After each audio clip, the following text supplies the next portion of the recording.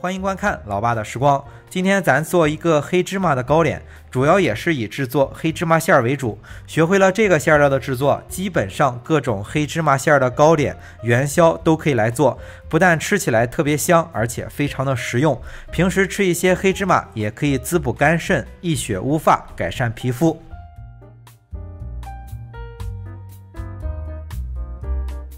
首先我们来炒一下芝麻和大米粉。炒之前准备的芝麻最好先清洗一下，一共是准备了250克的黑芝麻、50克的白芝麻、150克的大米粉，大米粉可以用糯米粉代替。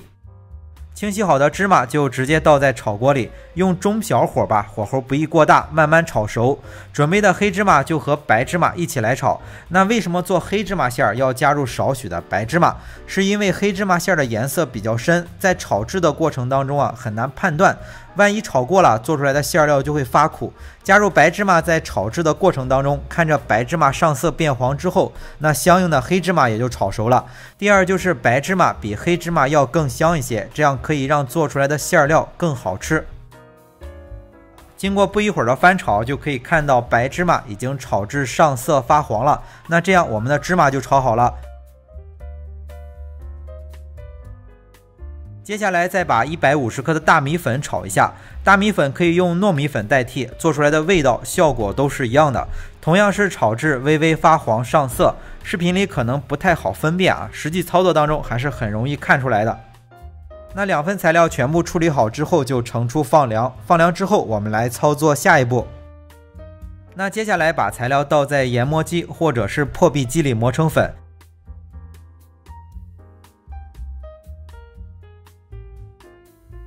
同时加入100克的糖粉，就是白砂糖磨成的粉。这100克的糖吃起来微甜，想吃更甜的可以根据自己的口味多放一些。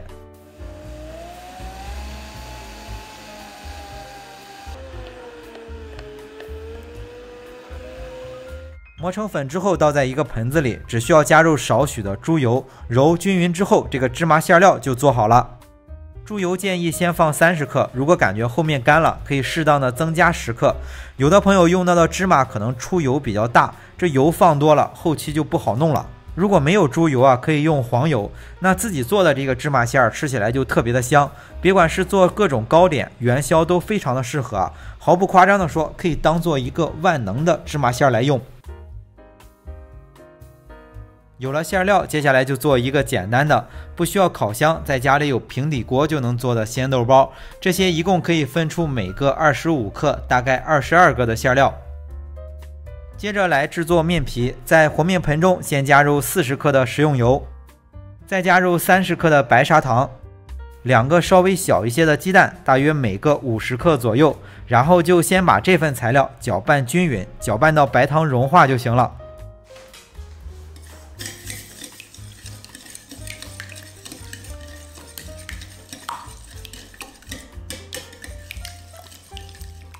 搅拌均匀之后，再加入220克的低筋面粉，和成一个柔软的面团。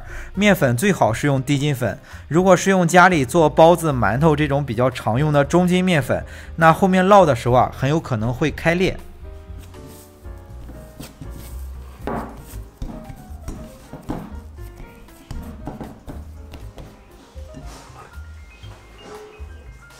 面团和好之后，就稍微松弛个10分钟左右，就可以分成面剂子，把馅料包进去了。馅料一共是分了22个，那面皮也就分成22份就行了。如果想把这个馅料做成流沙的，比如说元宵吧，就可以加入猪油的时候多加入一些，调拌出来的馅料就会比较软。分好的馅料直接冻在冰箱里，冻硬了之后来做元宵，那煮出来的就是流沙的黑芝麻馅了。不过像这种的糕点就不适合了。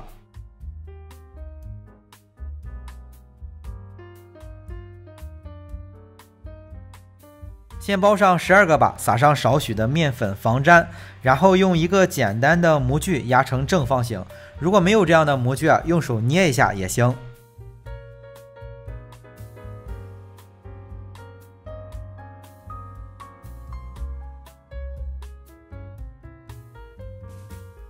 最后准备一个平底的烙锅，提前预热好，然后把这个糕点放上，烙至4周上色，那这个小点心就做好了。烙的时候啊，火候不宜过大，全程用中小火就行。火太大的话，烙的时候容易开裂，而且包的时候啊要注意面皮前后包的均匀一些啊，不然也会开裂。大概是每隔半分钟左右翻一次面，直至烙制所有的面颜色都比较深了。那这款吃起来特别香的黑芝麻糕点就做好了。